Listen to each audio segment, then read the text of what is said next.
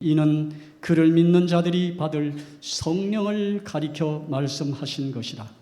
예수께서 아직 영광을 받지 않으셨으므로 성령이 아직 그들에게 계시지 아니하시더라.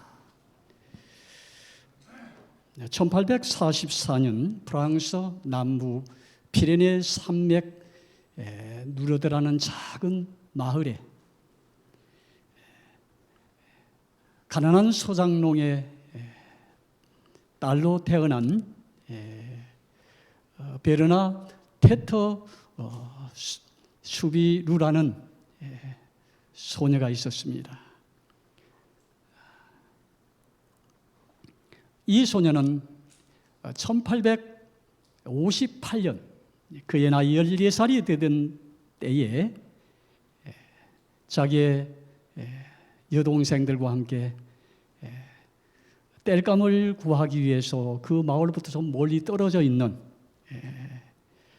마사비엘 동굴 앞까지 가게 됐습니다. 그런데 그 동굴 앞에 이르렀을 때에 갑자기 이상한 한 물체가 앞에 서 있는 겁니다. 얼핏 보기에는 하얀 면사포로 얼굴을 가리고 그의 옷은 하얀 옷으로 둘러져 있었습니다. 그리고 그의 머리에는 그 정체불명의 그 사람의 머리에는 파란 띠를 두르고 있었고요. 그 발에는 장미로 장식된 그러한 모습이었습니다. 깜짝 놀란 이 베르나데트 수비르라는 이 소녀가 물었습니다. 대체 당신은 누구십니까? 그러자 그 정체불명의 사람으로부터 이런 대답이 왔습니다. 나는 원죄 없는 잉태다. 원죄 없는 잉태를 한 사람이다.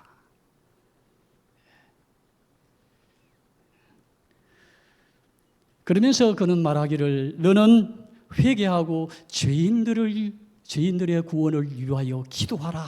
그런 명령을 준 겁니다. 그 명령을 받은 이 베르나데트 수비르라는 이 소녀는 그 이후에도 2월 11일부터 해서 그해 7월 16일까지 무려 5개월에 걸쳐서 18번을 이 정체불명의 사람을 만나게 됩니다. 그가 9번째 이 여인을 만났을 때에 그 비로소 이제 이분이 예수를 낳은 마리아라는 것을 알았어요. 마리아의 혀는. 그리고 9번째 만났을 때에 이 마리아가 그에게 지시합니다. 너는 이곳에 샘을 파고 그 나는 물로 몸을 씻고 회개하라고 그렇게 합니다. 그 샘이 바로 지금도 수많은 사람들이 그곳을 기적의 샘물이라 해서 찾아가는 루르드 샘물이라는 곳입니다. 프랑스에 있는 것입니다. 지금도 매년 500여 명의 관광객이 거기를 간다고 그래요. 특별히 그 가는 사람들 중에는 기적의 샘물이라 해서 어떤 치료를 희망하는 소망하는 사람들이 그런 한 가닥의 희망을 안고 그곳을 찾아간다고 하는 것입니다. 그런데 실제 과학적으로 과연 그 물이 질병을 치료하는 그런 효능이 있는지는 증명이 되지 않는 상황입니다. 그러나 사람들은 아프면은 지푸라기라도 잡는 심령으로 그곳을 향하여 간다는 것입니다. 오늘 저는 영원한 생수가 되시는 이 기적의 샘물이 아니라 영원한 생수가 되시는 샘물의 근원이 되시는 그리스도에게로 여러분을 안내하고자 하는 것입니다. 먼저 이 시간 영원한 생수를 갈급하는 심령으로, 그리고 생명의 근원이시고 또 샘물이 되시는 그리스도에게 소망을 가지고 이곳에 올라오신 여러분들과 이 시간 이곳에 참석은 하지 않았지만은 이곳을 향하여 기도하거나 함께 말씀에 참여하는 분들을 진심으로 환영합니다. 이제 먼저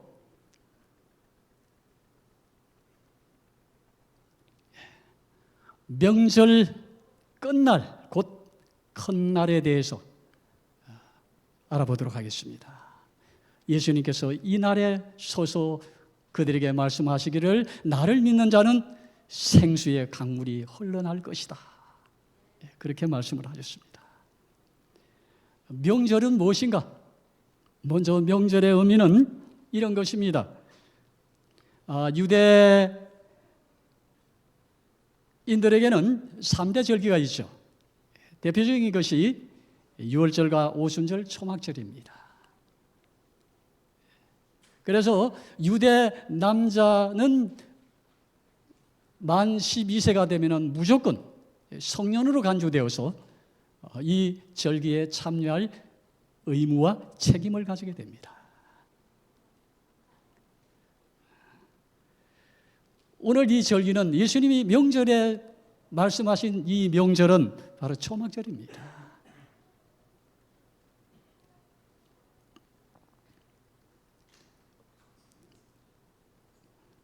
시대소망 447쪽에 보면 유대인들은 1년에 3번씩 종교적 목적을 위하여 예루살렘에 모이도록 명령을 받았다. 명령입니다. 유월절은 오순절, 초막절과 함께 연중 3대 절기 가운데 첫 번째 절기다. 유월절이 그렇다는 거예요. 그래서 유월절은 봄절기라 그러죠. 유월절 다음 날이 무교절인데요. 무교절부터 시작해서 50, 40, 7안식일, 77일 49, 그 다음 날이 바로 오순절입니다. 그리고 이제 7월 가을 절기로 가는 거죠. 우리가 잘 아는 7월 10일은 대속죄일입니다. 대속죄일이 지난 후에 그들이 얼마나 긴장했겠습니까? 그 긴장이 풀리고 내가 올해도 한 해를 무사히 넘기게 되는구나.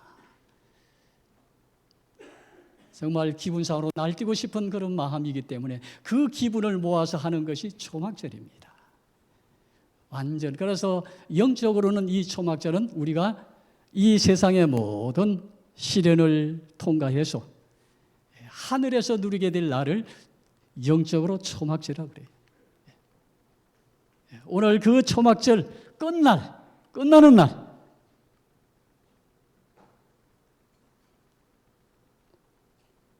예수님은 그래서 6월절에 예루살렘 성전에 가시게 됐고요. 그리고 내려올 때에 그 부모들이 예수를 놓쳐버리죠. 시대의 소망에는 그들은 무관심, 부주의 가운데에서 예수를 잃어버렸지만은, 하루 만에 잃어버렸지만은, 잃어버린 예수를 찾기 위해서 사흘 동안을 고통 가운데서 찾아 헤맸다라고 표현합니다. 우리는 때로는 우리의 무관심과 부주의로 예수를 잃어버릴 때가 참 많습니다. 그러나 그 예수를 다시 찾기 위해서는 우리는 사흘이라는 고통의 시간을 가져야 된다는 거예요.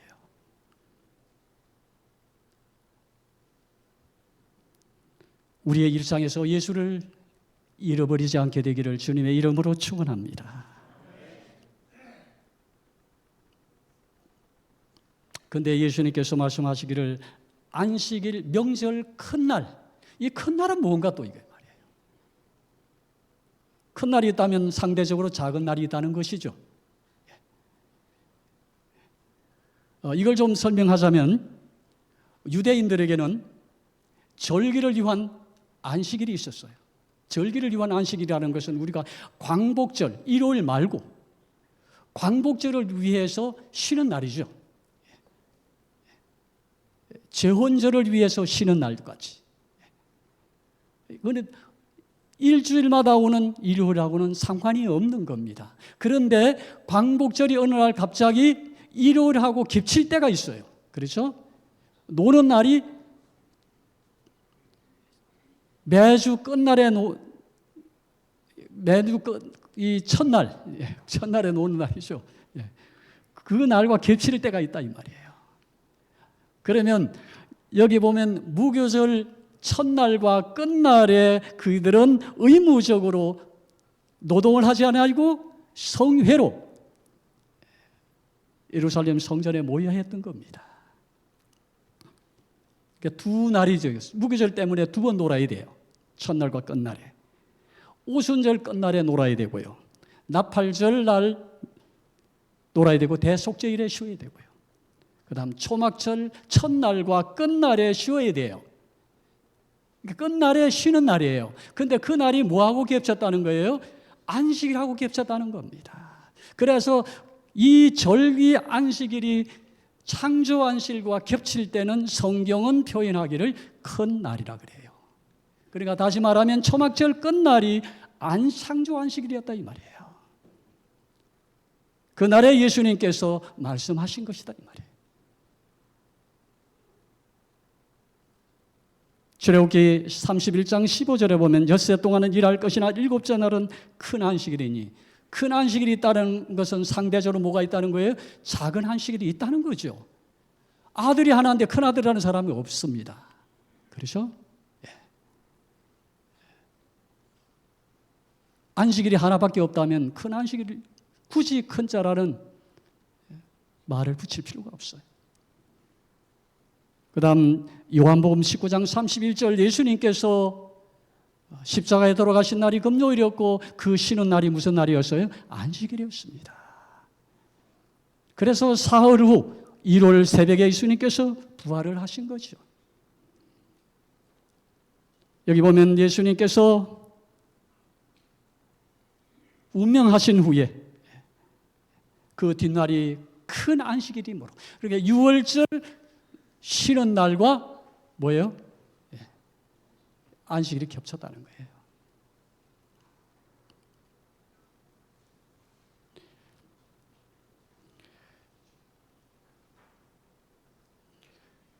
그래서 이 골로새서 2장 16절에 보면 종종 이제 다른 교인들이 폐지된 안식일을 가지고 아직도 너네들이 주장을 하느냐 할 때에 써먹는 성경절이 이겁니다.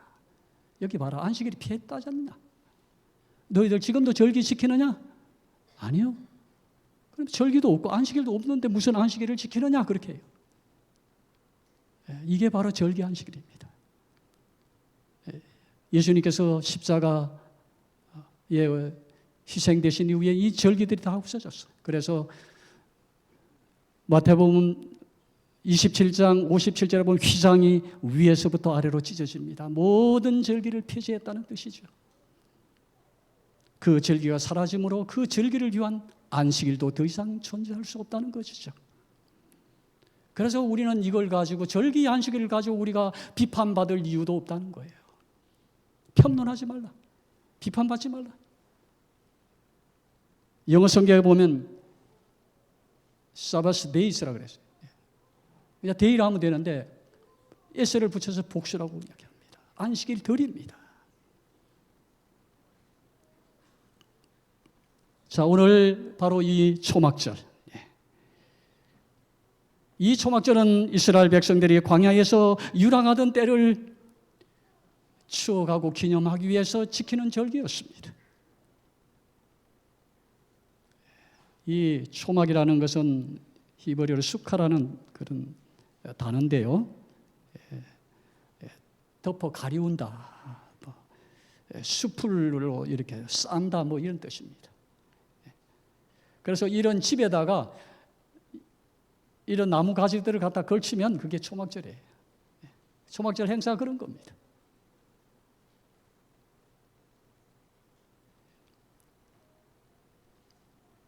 이스라엘 백성들은 장막 생활을 기념하기 위하여 이 명절 동안 오두막이나 또는 푸른 가지로 만든 초막에서 거하였다.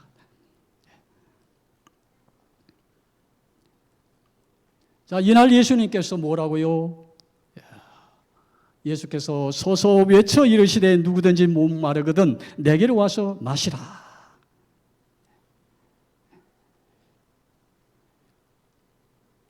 원래 이 행사 중에, 초막절 행사 중에 제사장은 이 초막절 행사 중에 하나의 과정에 물을 기드론 시내로 흘러가도록 성전 그 입구에서 물을 붓는 그런 의식이 있었어요. 그래서 이 초막절은 물과 상당히 관련이 있습니다. 왜냐하면 그들은 광야 생활 때 물 때문에 시험을 받게 되잖아요. 그러나 그들은 생수의 근원이 되시는 예수 그리스도를 통하여, 그래서 베드로는 말하기는 신령한 반석으로 그들이 생수를 마셨다라고 말합니다. 예수님께서는 그 내역을 당신이 베푸셨기 때문에, 그 일을 당신이 베푸셨기 때문에 이 백성들을 향하여 이 말씀을 하신 겁니다.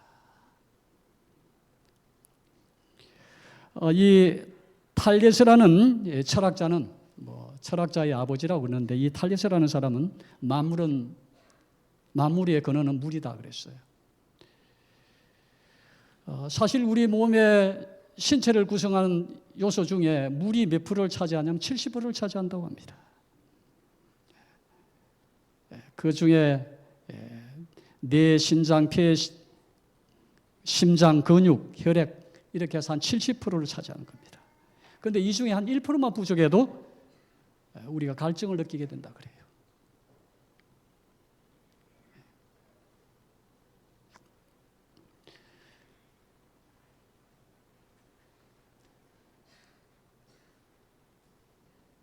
여름철에 무더운 날이 되면 우리가 땀 배출을 많이 하죠.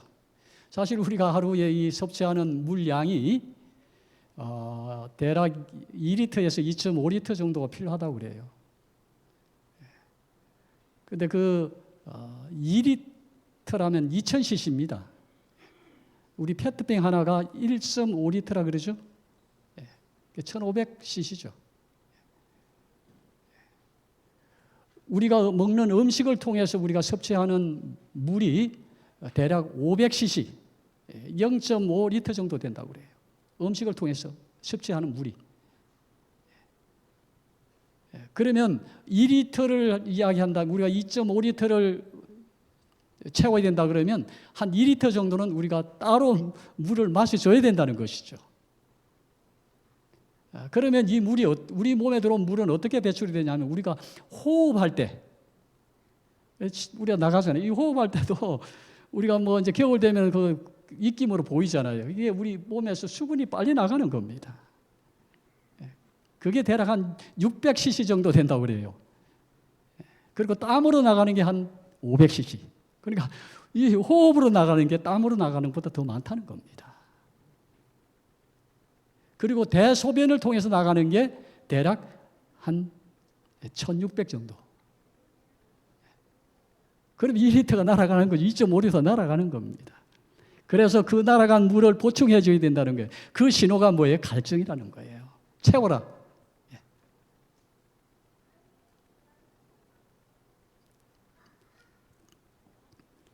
그러면 이 물은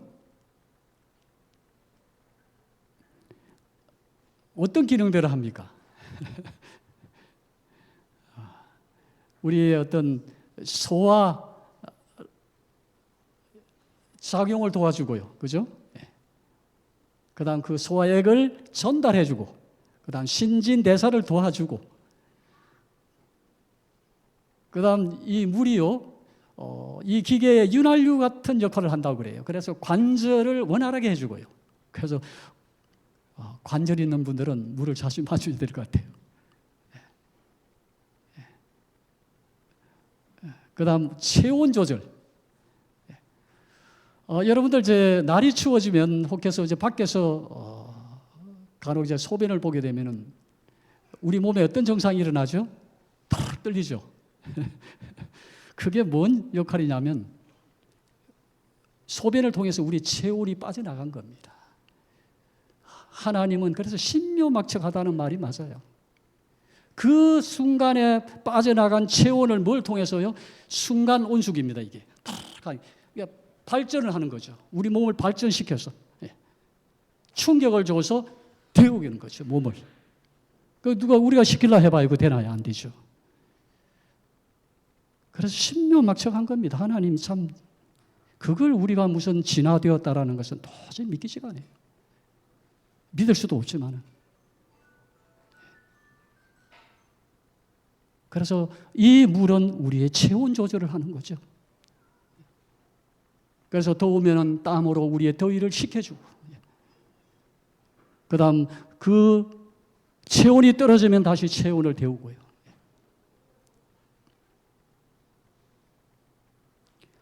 자, 그러면 이 물이 수분이 부족하면 어떤 증상들이 올까요?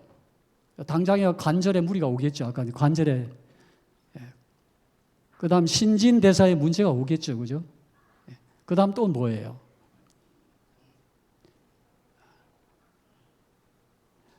우리가 잘 아는 신장결석. 전에 제가 그 청년 때 우리 한성보 목사님 돌아가셨지만 그분이 이제 강의 중에 그런 이야기를 하셨어요.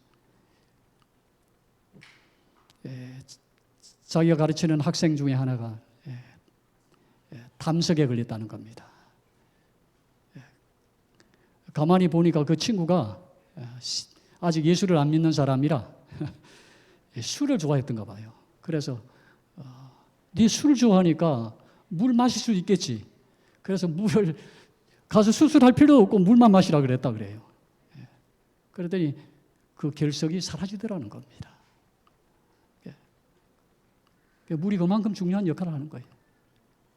그래서 물이 없으면 폐송이나 전립, 이런 신부전증 같은 이런 것들을 가져올 수 있다 그래요. 그래서 우리 장기나 어떤 피부에 상당한 손상을 가져오고요. 또는 심하면은 우리 뇌세포나 신경세포를 파괴시킨다는 겁니다.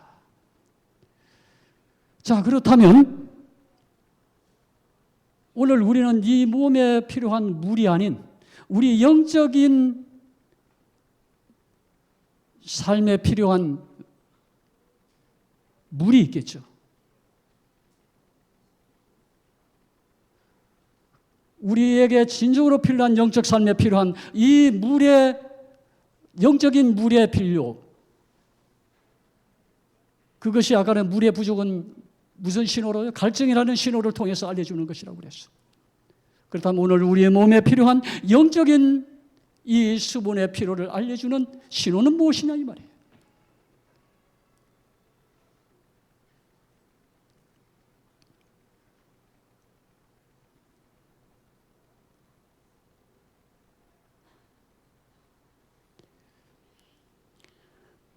뭐 어떤 사람은 그런 이야기를 하더라고요. 물이 수분이 필요하면 가장 그 수분을 잘 전달해 주는 게 오미자라고 그러네요. 오미자. 오미자라는 것은 5가지 맛이죠. 달고 맵고 짜고 시고 쓰고. 그래서 그 5가지 맛을 가진 열매가 오미자라는 겁니다. 이 오미자가 굉장히 좋다고 그래요. 동의보감에도 그런 내용이 있습니다. 이게 오장육부를 튼튼하게 한다. 오미자가 물이. 사실은 우리의 영적 몸에 필요한 물은 이 오미자보다 더 강력한 생수입니다. 예수 그리스도로부터 오는 생수이죠. 그런데 그 신호가 이 영적인 생수가 고갈될 때에 우리에게 하나의 신호를 보내는 것입니다. 그 신호가 무엇이라고 생각하십니까, 여러분? 누가 할까요, 그것은? 목사님이 할까요? 여러분이 할까요? 본인이 가장 잘하는 겁니다, 본인이. 세계적 명지휘자 레네더 번스타인은 유명한 말을 했죠. 하루를 연습하지 않으면 누가 알고요? 내가 알아요. 본인이 압니다. 이틀을 연습하지 않으면 가까이 있는 사람이 알아요. 사흘을 연습하지 않으면 청중이 압니다. 실제 그래요. 목사님들이 아니면 어떤 사람이 단에 서서 설교할 때에 누가 느껴요? 청중이 느낄 수가 있어요. 아, 저분 기도하지 않고 준비했구나.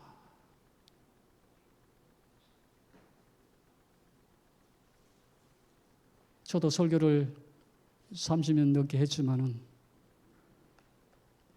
어떤 때는 설교하라고 너무 힘들 때가 있어요.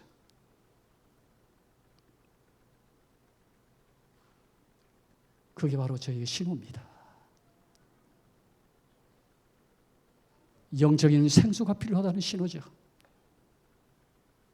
여러분은 그런 걸 못 느끼겠습니까? 하루의 생활을 지났는데 너무 마음이 무언가 채워지지 않는 그런 어떤 갈망 같은 걸 느껴보지는 않으셨습니까? 뭔가 하루는 잘 보낸 것 같은데 무언가 마음은 허전할 때요. 뭔가 비어있는 그런 느낌을 가질 때에 그것이 영적 갈증입니다. 여러분에게 보내는 신호입니다. 그 신호는 아직도 성령 하나님이 여러분에게 임재하고 계시다는 증거죠.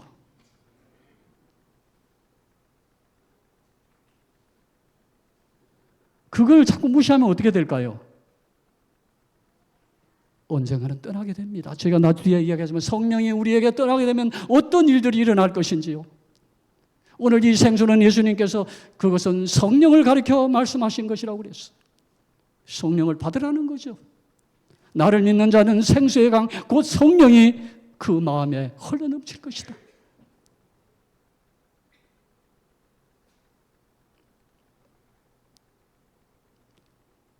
우리는 이런 삶을 살지는 않는지 모르겠습니다. 우리는 매일 바쁘죠.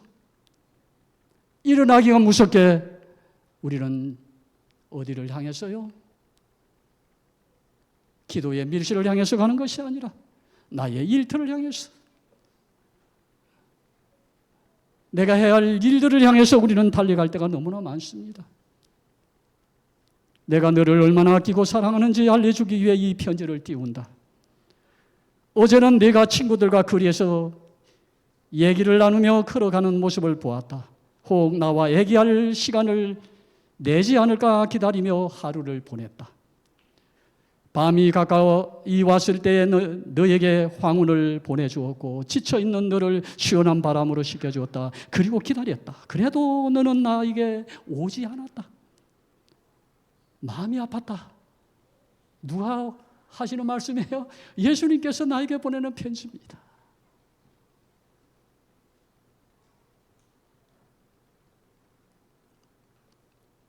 오늘 우리는 그런 느낌이 오지 않습니까?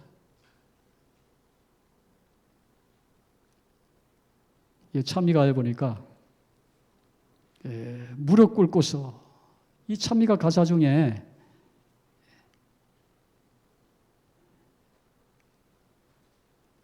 무릎 꿇고 기도한 일이 얼마나 되었는가.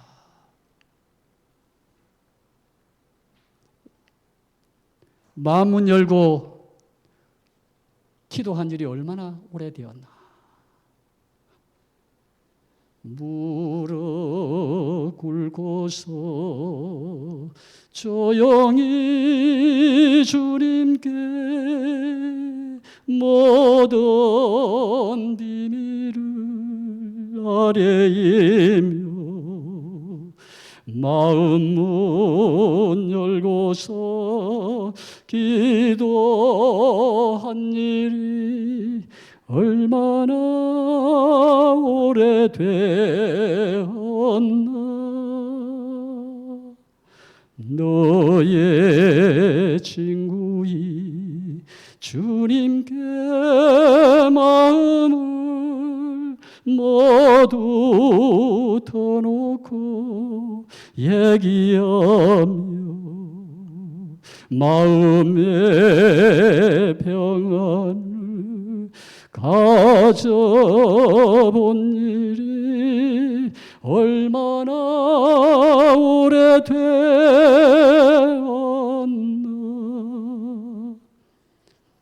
참, 얼마나 오래됐습니까 우리가. 우리는 이런 걸 모릅니다. 여전히 성령 하나님은 우리에게 신호를 보냅니다. 영적인 갈망을 보내는 것이죠.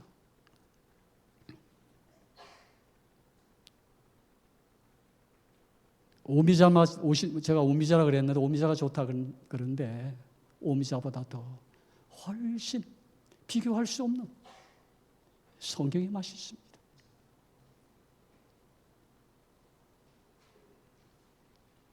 생수의 강이 어디로부터요? 말씀으로부터, 그리스도의 말씀으로부터. 예수님께서 요한복음 16장에 이 성령을 가리켜서 말씀하시기를 그가 자의로 말하지 않고 내가 가르친 것을 생각나게 할 것이라고 그랬어요. 성령은 말씀하시는 분이 아니라 말씀하신 그리스도의 말씀을 우리에게 상기시켜 주시고 그 말씀에 감동을 일으켜 주시는 사역이 성령의 사역입니다. 오늘 그 성령의 사역은 어디를 통해서요? 하나님의 말씀을 통해서 우리에게 다가오는 것입니다. 그래서 성령은 성령의 감동으로 이루어진 것이라고 그랬어요.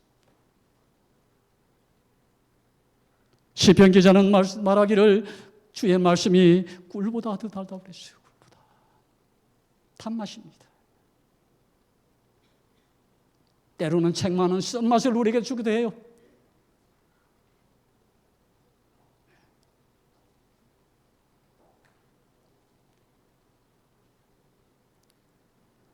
경성 기도 활동 이 세 마디 말은 그리스도인의 표어다.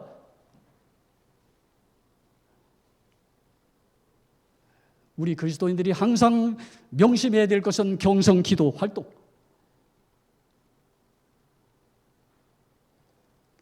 경성은 말씀에 대한 경성이죠. 기도 활동.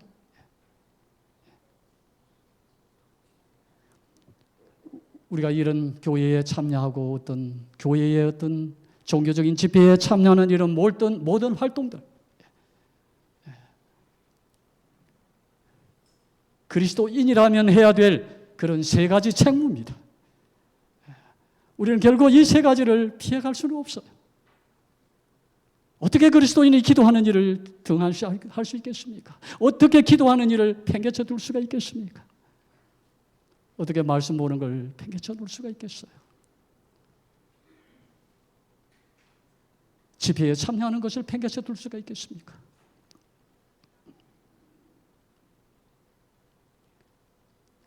이런 말이 있죠. 어제의 물로 오늘의 물레방아를 돌릴 수는 없습니다. 그렇죠? 이제 흘러간 물로 다시 오늘의 물레방아를 돌릴 수는 없어요. 어제 내가 받았던 은혜로 내가 오늘 이 하루의 삶을 돌릴 수는 없습니다. 오늘 받은 이 은혜를 가지고 일주일 동안 우리의 삶을 경영하기는 어려운 것입니다. 하나님은 그날에 필요한 양식을 주시죠. 그것은 우리는 만나를 통해서 우리는 압니다.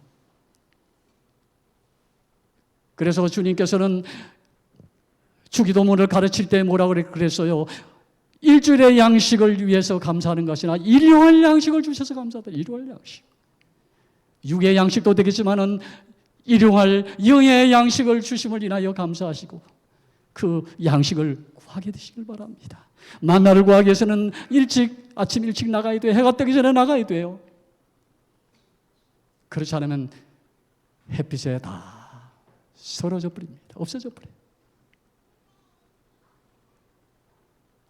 오늘도 어리석게 어제의 물로 오늘을 영적 삶을 돌리려는 무모한 자들은 없는지요?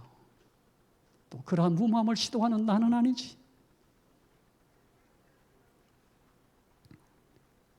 생수의 강을 성령을 청하라.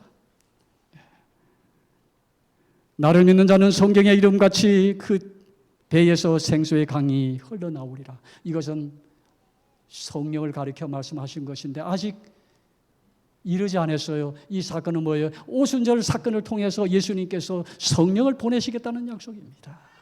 사실 이 사도행전에 보면 예수님께서 그 당신의 자리에 취임을 했을 때 그 취임의 특별 선물이 성령이라고 그랬어요. 그래서 취임을 하셨다는 알리는 신호가 성령을 부어주시는 것이었어요.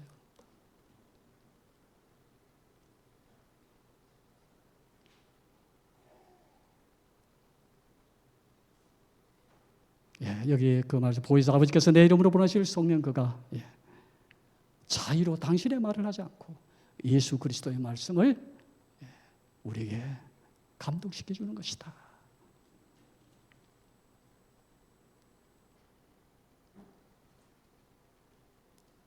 성령의 역할은 이런 겁니다. 죄에 대하여 의에 대하여 심판에 대하여 책망할 것이고요. 우리가 신림동 칼부림 사건을 또 분당 서현 칼부림 사건을 우리는 신문을 통해서 보실 때 여러분 뭘 느끼셨어요?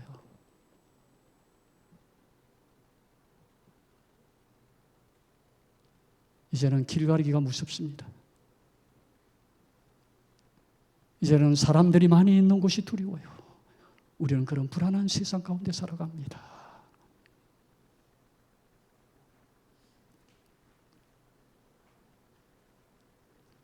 로마서 1장 28절에 악이 관영할 때 일어나는 현상들입니다.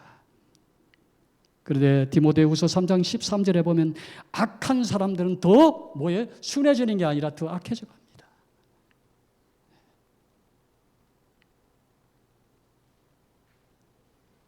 여기 보면 요한일서 5장 19절에 사도 요한은 기록하기를 온 세상은 악한 자 안에 처한 것이며 오늘 우리는 그 악한 자 안에 처해 살아가는 겁니다. 불안한 세상 가운데 살아갑니다. 훈폭한 세상 가운데 살아갑니다. 너는 이것을 알란 말세에 고통하는 때가 이르르니 사람들이 자기를 사랑하며 돈을 사랑하며 자감히 교만하며 비방하며 부모를 거역하며 감사하지 아니하며 거룩하지 아니하며 무정하며 원통을 부함을 풀지 아니하며 모함하며 절제하지 못하며 사나우며 선한 것을 좋아하지 아니하며 배신하며 조급하며 자만하며 쾌락을 사랑하기를 하나님 사랑하는 보다 더하더라.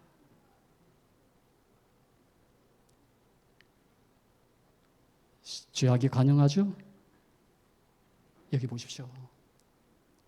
투쟁의 징조들을 거룩한 기사들로 가득 차 있다. 대담한 강동행위가 빈번히 일어난다. 동맹 파업이 흔히 일어난다. 절도와 살인이 거의 모든 사람에 의해 저질러진다. 마귀에게 사로잡힌 사람들이 남녀들과 작은 어린이들의 생명을 앗아가고 있다. 이 모든 일이 주님의 임하심이 갖고 왔다는 증거다. 하나님의 억제하시는 성령이 지금도 세상을 떠나가는 증거라는 겁니다. 떠나가는 증거다.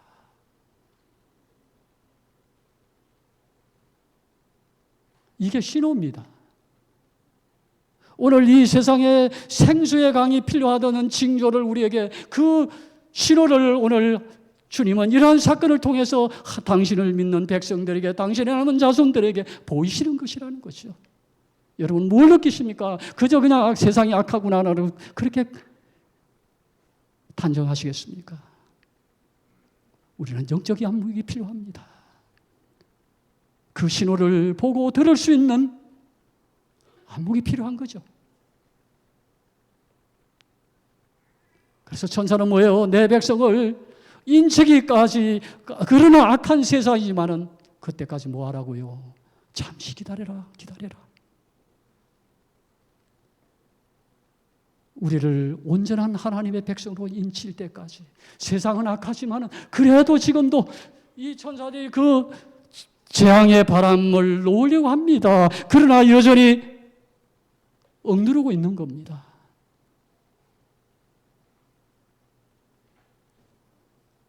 오늘 우리를 위해서 말이죠.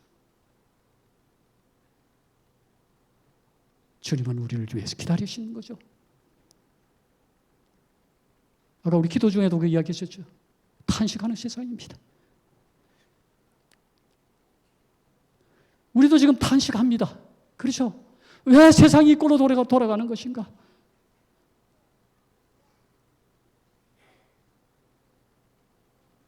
그래서 우리는 빨리 뭐예요? 이 세상을 떠나는 것이, 속량함을 입는 것이, 지구로부터 구속을 받는, 구원을 받는 것이 우리가 간절히 소망하는 일이에요. 마음을 살피시는 이가 성령의 생각을 하시나니 이는 성령이 하나님의 뜻대로 성도를 위하여 간구하신다. 성령이 지금도 탄식하며 우리의 마음을 아시고 같이 기도하시는 겁니다.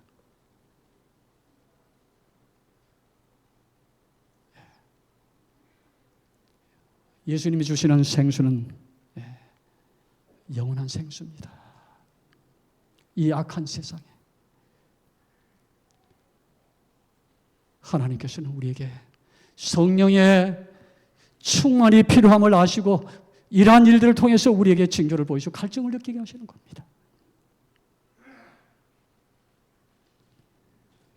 예수 그리스도를 믿는 확고한 믿음을 통하여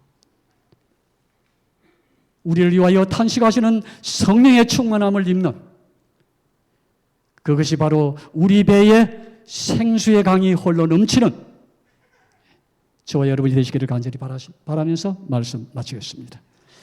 기도하겠습니다.